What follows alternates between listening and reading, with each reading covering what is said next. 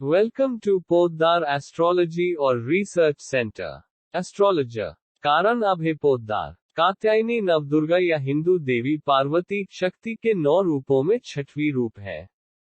कात्यायनी अमरकोश में पार्वती के लिए दूसरा नाम है। संस्कृत शब्दकोश में उमा, कात्यायनी, गौरी, काली, हेमावती व ईश्वरी इन्हीं के अन्य नाम हैं।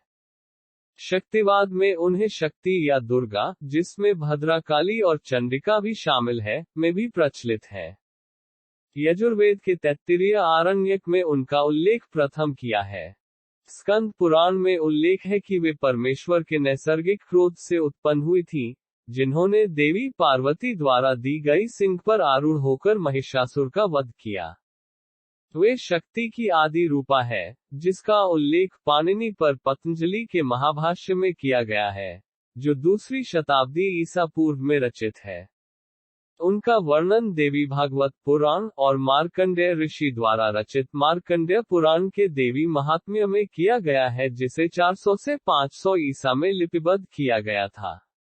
बौद्ध और जैन ग्रंथों और कई तांत्रिक ग्रंथों, विशेष रूप से कालिका पुराण 10वीं शताब्दी में उनका उल्लेख है, जिसमें उद्यान या उड़ीसा में देवी कात्यायनी और भगवान जगन्नाथ का स्थान बताया गया है। परंपरागत रूप से देवी दुर्गा की तरह वे लाल रंग से जुड़ी हुई है। नवरात्रि उत्सव के षष्ठी को उनकी पूजा की जाती है। उस दिन साधक का मन आज्ञा चक्र में स्थित होता है। योग साधना में इस आज्ञा चक्र का अत्यंत महत्वपूर्ण स्थान है। इस चक्र में स्थित मन वाला साधक मां कात्यायनी के चरणों में अपना सर्वस्व निवेदित कर देता है। परिपूर्ण आत्मदान करने वाले ऐसे भक्तों को सहज भाव से मां के दर्शन प्राप्त हो जाते हैं। मां का नाम कात्यायनी कैसे पड़ा, इसकी भी एक कथा है। कत नामक एक प्रसिद्ध महर्षि थे। उनके पुत्र ऋषि कात्य हुए। इन्हीं कात्य के गोत्र में विश्व प्रसिद्ध महर्षि कात्यायन उत्पन्न हुए थे। इन्होंने भगवती पराम्बा की उपासना करते हुए बहुत वर्षों तक बड़ी कठिन तपस्या की थी। उनकी इच्छा थी मां भगवती उनके घर पुत्री के रूप में जन्म ले। मां भगवती ने उनकी यह प्रार्थना स्वीकार कर ली। कुछ समय पश्चात जब दानव महिषासुर का अत्याचार पृथ्वी पर बढ़ गया, तब भगवान ब्रह्मा, विष्णु, महेश तीनों ने अपने अपने तेज का अंश देकर महिषासुर के विनाश के लिए एक देवी को उत्पन्न किया। महर्षि कात्यायन ने सर्वप्रथम इनकी पूजा की। इसी कारण से यह कात्यायनी कहलाई। ऐसी भी कथा मिलती है कि ये महर्षि कात्यायन के वहां पुत्री रूप में उत्पन्न हुई थी। आश्विन कृष्ण चतुर्दशी को जन्म लेकर शुक्ल सप्तमी, अष्टमी तथा नवमी तक 3 दिन इन्होंने कात्यायन ऋषि की पूजा ग्रहण कर दशमी को महिषासुर का वध किया था। मां कात्यायनी अमोघ फलदायिनी है। भगवान कृष्ण को पति रूप में पाने के लिए ब्रज की गोपियों ने इन्हीं की पूजा कालिंदी यमुना के तट पर की थी। ये ब्रजमंडल की अधिष्ठात्री देवी के रूप में प्रतिष्ठित है।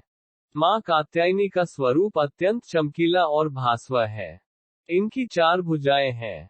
माताजी का दाहिनी तरफ का ऊपर वाला हाथ अभय मुद्रा में तथा नीचे वाला वर मुद्रा में है। बाईं तरफ के ऊपर वाले हाथ में तलवार और नीचे वाले हाथ में कमल पुष्प सुशोभित है। इनका वाहन सिंह है। मां कात्यायनी की भक्ति और उपासना द्वारा मनुष्य को बड़ी सरलता से अर्थ, धर्म, काम, मोक्ष चारों फलों की प्राप्ति हो जाती है। वह इस लोक में स्थित रहकर भी अलौकिक तेज और प्रभाव से युक्त हो जाता है।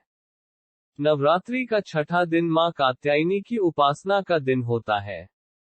इनके पूजन से अद्भुत शक्ति का संचार होता है व दुश्मनों का संहार करने में ये सक्षम बनाती है। इनका ध्यान गोधूली बेला में करना होता है। प्रत्येक सर्वसाधारण के लिए आराधना योग्य ये श्लोक सरल और स्पष्ट है। मां जगदम्बे की भक्ति पाने के लिए इसे कंठस्थ कर नवरात्रि में छठे दिन इसका जाप करना चाहिए। मां को जो सच्चे मन से याद करता है, उसके रोग, शोक, संताप, भय आदि सर्वथा विनष्ट हो जाते हैं। जन्म जन्मांतर के पापों को विनष्ट करने के लिए मां की शरणागत होकर उनकी पूजा उपासना के लिए तत्पर होना चाहिए।